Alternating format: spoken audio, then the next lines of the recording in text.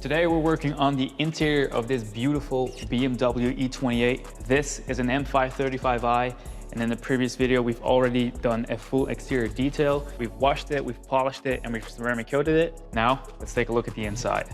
So as you can see, it's really not that bad. Steering wheel is a little shiny, it's a little dirty.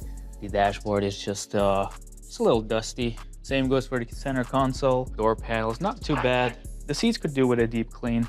But these floor mats, we're not going to do anything about the floor mats because these will be replaced with original blue ones, so I'm not going to worry about those. Oh, well, that door is a little rusty. And then these headrests, well, I don't really know what happened to them, but they're looking a little dusty.